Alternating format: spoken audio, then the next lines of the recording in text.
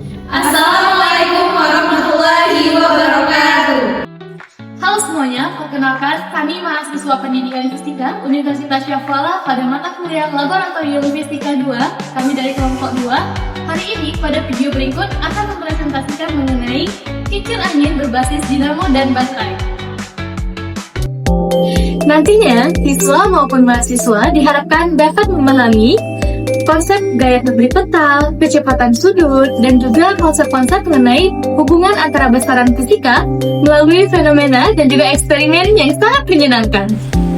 Gerak melingkar beraturan atau sering disingkat dengan GMB ini merupakan salah satu konsep fisika yang sering kita jumpai dalam kehidupan sehari-hari. Contohnya saja pada baling-baling pesawat, kipas angin, dan tentu saja pada kincir angin. Namun, masih banyak siswa yang hanya memahami konsepnya secara teoritis tanpa melihat bagaimana gaya sentripetal dan kecepatan sudut bekerja dalam suatu sistem nyata. Nah, oleh karena itu, kami akan membuat suatu alat yang dapat menunjukkan hubungan-hubungan secara visual dan secara eksperimental. Nah, tentu saja kami akan menggunakan bahan yang mudah didapatkan. Tujuan penelitian dan pembuatan alat ini adalah untuk menunjukkan hubungan antara frekuensi putaran, kecepatan sudut, dan gaya sentripetal. Alat ini membuktikan kesesuaian hukum GMB dengan data eksperimen nyata. Selain itu, alat ini juga menghadirkan media pembelajaran yang menarik dan interaktif di kelas fisika. Dengan alat ini, pembelajaran fisika jadi lebih konkret, lebih mudah dipahami, dan siswa bisa langsung melihat bagaimana perubahan kecepatan putar yang berpengaruh pada gaya yang bekerja pada sistem. Kincir angin berbasis dinamo ini memiliki beberapa komponen utama. Yang pertama ada motor DC yang berfungsi sebagai penggerak utama. Yang kedua ada baterai 9 volt sebagai sumber tegangan. Yang ketiga ada saklar sebagai indikator menyala ketika satu putaran penuh. Kincir angin ini memiliki bahan dasar triplek dan poros-poros logam dengan jari-jari sepanjang 6 cm. Kincir angin berbasis dinamo ini memiliki prinsip kerja sederhana, yaitu saat motor DC diberi tegangan, maka kincir akan berputar setiap satu putaran penuh. Nah, dan saklar akan menyala sebagai penanda, sehingga kita dapat mengukur waktu dan menghitung frekuensi serta percepatan sentripetal.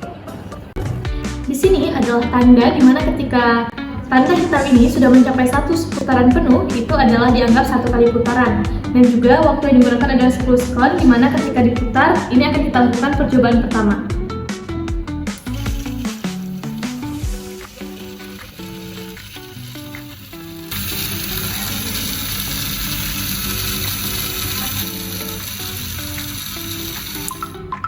Untuk percobaan kedua,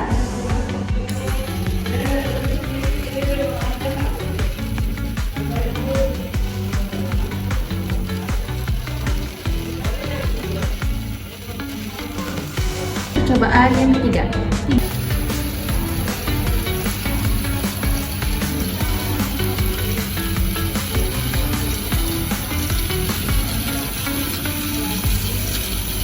Percobaan yang keempat.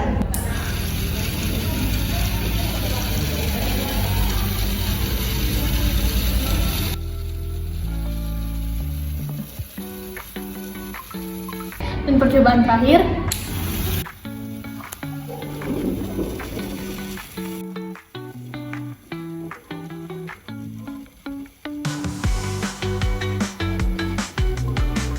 dari kelima percobaan yang sudah dilakukan, kita menggunakan persamaan berikut untuk mencari periode, frekuensi, kecepatan linear, dan juga percepatan sentripetal. Di mana pada percobaan pertama didapatkan N atau jumlah putaran sebesar 11, periode 0,9, frekuensi 1,11, kecepatan linear 0,41, dan percepatan sentripetal sebesar 2,8. Pada percobaan kedua didapatkan hasil yang mirip atau signifikan, yaitu sebesar N-nya sebesar 10, kemudian ada periode sebesar 1 dan frekuensi juga sebesar 1. Kemudian ada kecepatan linear sebesar 0,38 dan percepatan sentripetal itu sebesar 2,2. Pada percobaan ketiga, jumlah putarannya diperoleh 12, periodenya yaitu 0,8, frekuensi 1,25, kecepatan linear 0,47, dan percepatan sentripetalnya 3,7.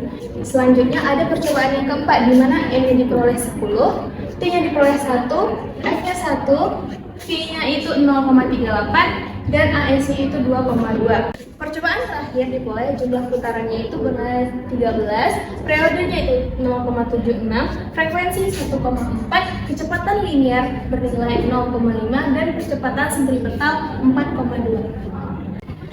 Dari percobaan yang telah dilakukan, maka semakin besar jumlah putaran yang telah didapat dalam waktu 10 second, maka periodenya semakin kecil dan frekuensinya semakin besar. Kecepatan linear meningkat seiring peningkatan frekuensi sesuai persamaan, yaitu V sama dengan 2πr/t. Jadi percepatan sentripetal pada data ini juga meningkat pada saat frekuensinya yang naik. Karena rumus percepatan sentripetal itu adalah omega kuadrat dikali R sama juga dengan 2πf kuadrat dikali R. Nah, berarti kalau misalnya percepatannya besar, maka dia terletak pada frekuensi yang meningkat. Pada data di sini yang frekuensi yang terbesar adalah 1,4 dan 1,25. Jadi percepatan sentripetal yang besar itu adalah pada percobaan 5 dan percobaan 3. Jadi pola data di sini menunjukkan gerak melingkarnya itu semakin cepat, dan berarti juga percepatan sentripetal yang diberikan akan juga semakin besar.